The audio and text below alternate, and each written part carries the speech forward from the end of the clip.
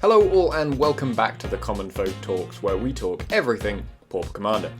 I am your host Stephen, and today we are looking at some exciting new cards from Kaldheim. Now, rather than doing a set review for Kaldheim, I've decided to take a slightly different route and pick one of my favourite uncommon creatures and do a deck tech based around it. Since Commander Legends, Wizards of the Coast has been making moves to print more uncommon legendary creatures to make our format a lot more exciting. As such, every set brings us a lot more options to pick, and it's getting really tough to pick my favourite uncommon commanders. The three honourable mentions from this set are Maya, Bretagund Protector, Furya, Judge of Valor, and Svella, Ice Shaper. Oh my life, I definitely pronounced all of those wrong.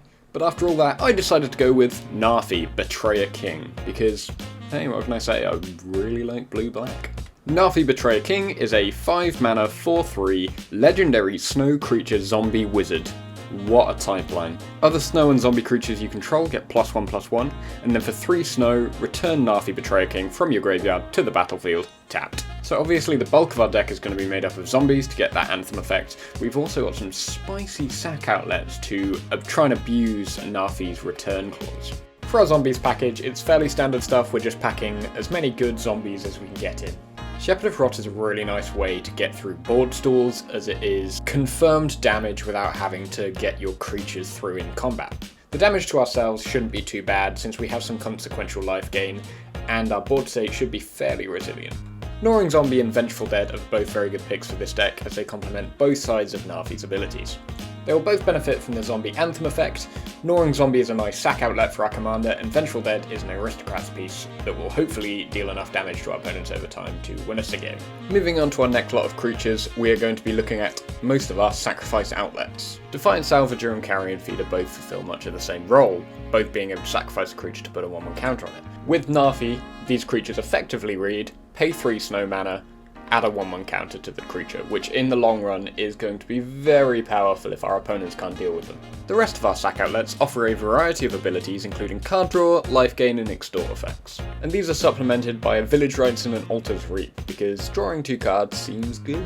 We then run a few creatures that benefit from other creatures dying for that extra spice. Rounding out our creature base, we just have a few PDH All-Stars. We have Gangrenous Zombies and Crypt Rats as board wipes, and Ulamog's Crusher as a top-end finisher because it is nuts. Please do check out the deck list in the description below if you'd like to see the rest of the creatures. Moving on to our interaction suite, we have a fairly standard selection of PDH targeted removal, including the likes of Oubliette, Ashes to Ashes, and Snuff Out. We are running 5 counters in the deck, but our most important 2 are Unwind and Rewind. These allow us to stop an opponent's spell and still return Narfi in their end step. The rest of the deck is primarily made up of good card draw, mana rocks, and a few recursion spells for protection. All around it ends up being a mid-range Dimir deck with a few control elements. But we do have one more trick up our sleeve for those long, grindy games that appear to have no end in sight. That's right, we have an infinite combo. Casting Ghostly Flicker targeting the Drake and the Wall allows you to untap 5 lands and get the Ghostly Flicker back from the graveyard with the Wall's ability. This will net you 2 mana on each loop, which means infinite mana. Now, all our basics are snowlands, which means we are now able to activate Narfi as many times as we like. Pairing this with any of our repeatable sack outlets mean we can ping our opponents to death or even exile their entire library, anything like that. If you'd like to check out the full list, follow the link in the description and you'll be taken to the Architect list, which is fully categorised for your viewing pleasure. Thank you for watching, guys, hope you enjoyed this slightly different video. This is obviously my first deck, so let me know what you thought about it, if you enjoyed the short form style or if you'd like something a bit more in depth. And let me know what you thought about the deck itself. If you have any ideas for it, do let me know in the comments, I'd love to see them. I apologise for the lack of gameplay videos, but due to lockdown and moving several times, I haven't been able to get any filmed. I do have some ideas on how to fix this coming up, so do stick around for those. Thank you again for watching, guys. Do check out my other videos while you're here, and I'll see you next time on the kitchen top.